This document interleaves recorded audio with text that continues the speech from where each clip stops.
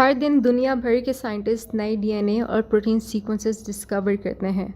Imagine करो एक दिन में हज़ारों सीक्वेंसेस जनरेट होते हैं, बट सोचो अगर ये सब डेटा स्कैटर्ड होता, कोई प्रॉपर सिस्टम ही ना होता तो क्या होता? साइंस रुक जाती।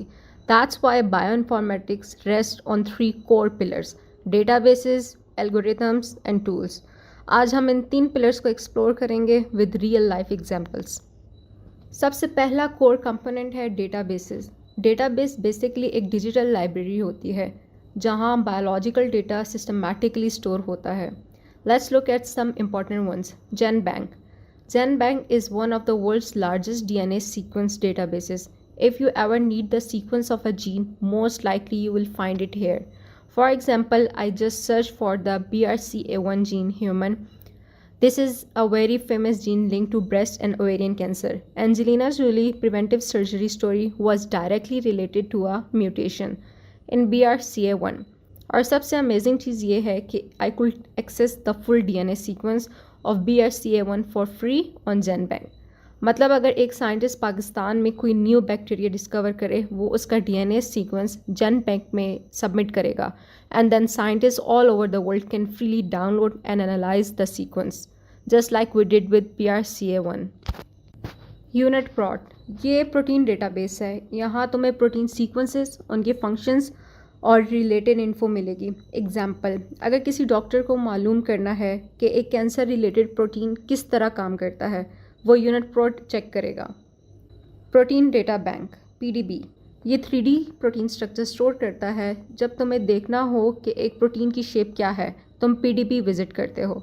फॉर एग्जांपल, कोविड-19 का स्पाइक प्रोटीन स्ट्रक्चर यहीं स्टोर हुआ, जिसे वैक्सीन डेवलपर्स ने टारगेट किया। विदाउट डेटाबेस साइंटिस्ट को बार बार एक्सपेरिमेंट्स रिपीट करने पड़ते हैं, जो टाइम और पैसे दोनों वेस्ट करता है। दूसरा पिलर है एल्गोरिथम्स। एल्गोरिथम्स का मतलब है एक स्टेप बाय स्टेप रेसिपी या फॉर्मूला जो डेटा को एनालाइज करता है। बायोलॉजी में कुछ फेमस एल्गोरिथम्स ये हैं। Blast, basic local alignment search tool. ये डीएनए या प्रोटीन सीक्वेंस को कंपेयर करता है with millions of sequences in a database. For example, अगर एक डॉक्टर के पास एक अननोन वायरस का डीएनए है, वो ब्लास्ट यूज़ करके पता कर सकता है कि ये वायरस किस फैमिली का है। Number second is cluster omega. ये मल्टीपल सीक्वेंस अलाइनमेंट के लिए यूज़ होता है। इसका मतलब है कि एक साथ बहुत सारे डीएनए या प्रोटीन सीक्वेंसेस कंपेयर करना to find similarities. For example, अगर साइंटिस्ट को समझना हो कि एक मलेरिया पैरासाइट किस तरह इवॉल्व हुआ, they can use cluster omega. Number 3 is hidden Markov models. ये एल्गोरिथम जीन्स प्रेडिक्ट करते हैं, बेसिकली गेस करते हैं कि जीनोम के अंदर कहाँ कोडिंग रीजन्स हैं। फॉर एग्जांपल, अगर एक साइंटिस्ट के पास एक ऑर्गेनिज्म का रॉ डीएनए है, HMM उसमें जीन्स की लोकेशन प्रेडिक्ट कर देता है। सोचो अगर एल्गोरिथम्स ना होते तो billions of DNA letters manually compare करना इम्पॉसिबल था। तीसरा पिलर है टूल्स एंड सॉफ्टवेयर्स। ये बेसिकली यूज़र फ्रेंडली प्लेटफॉर्म होते हैं जो डेटाबेसेस और एल्गोरिथम को सिंपल और प्रैक्टिकल बनाते हैं। Some important ones are Bioconductor, R language. ये जीनोमिक्स डेटा एनालिसिस के लिए टूल किट है।